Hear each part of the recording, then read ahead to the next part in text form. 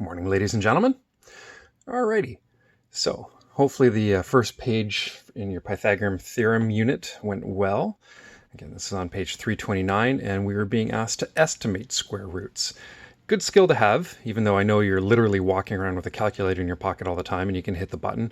It's still nice to be able to pull these things just off the top of your head. Okay, so the first thing I did for 2 was I made the number line they showed. So that's what I have here. So just the number line, 4, 5, 6, 7, 8, 9. Okay.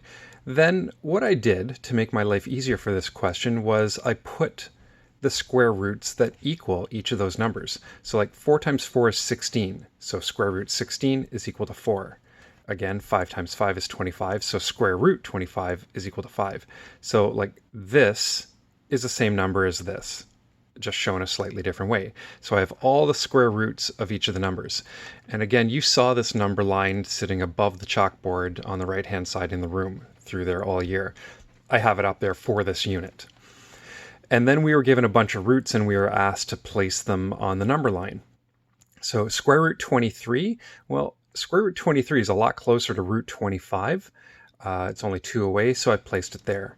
Square root 30 is kind of right in the middle of root 25 and root 36, so it's there between 5 and 6. Square root 50 originally was sitting about here, but clearly it's larger than 7, because 7 times 7 is 49. Square root 64 was dead on in the correct spot, and square root 72 is about in the middle of 64 and 81, because it's 8 places away from there, and then about 8 or 9 spots away from that one. Okay. So on to 3. Now they're asking us to take that to the next step. So square root 5, they're saying what 2 whole numbers is it between? So same idea, but now without a number line. But I use the same techniques. So square root 5, well, it would be between 2, which is root 4, because 2 times 2 is 4, and 3, which is root 9. Okay.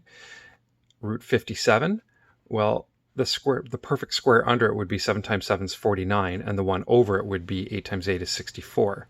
So it would be between 7 and 8. 171, getting a little bigger. 13 times 13 is 169. 14 squared is 196. So 171 would be between 13 and 14. Okay, for number 6, again, exact same technique, but now they're asking you to be a little bit more precise. So square root 23. Well, I know that it's between 4 and 5 because 4 squared is 16, 5 squared is 25.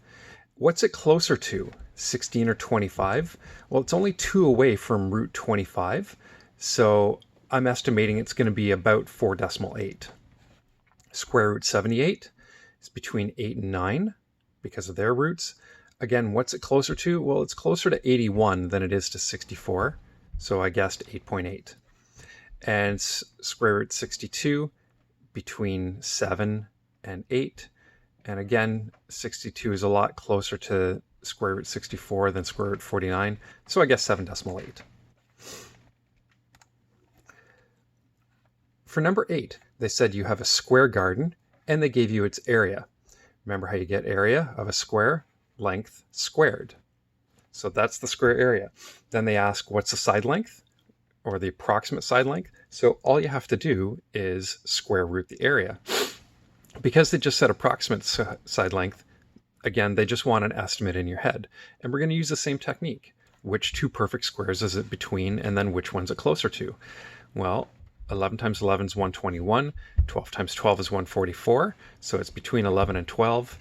What's 138 closer to, the 121 or the 144? Well, it's closer to this.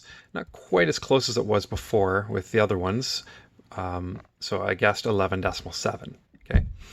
And then they said, how much fencing would need to go around it. Well, if you're fencing something, you're doing the perimeter. And we just found out that each side is about 11.7 meters long.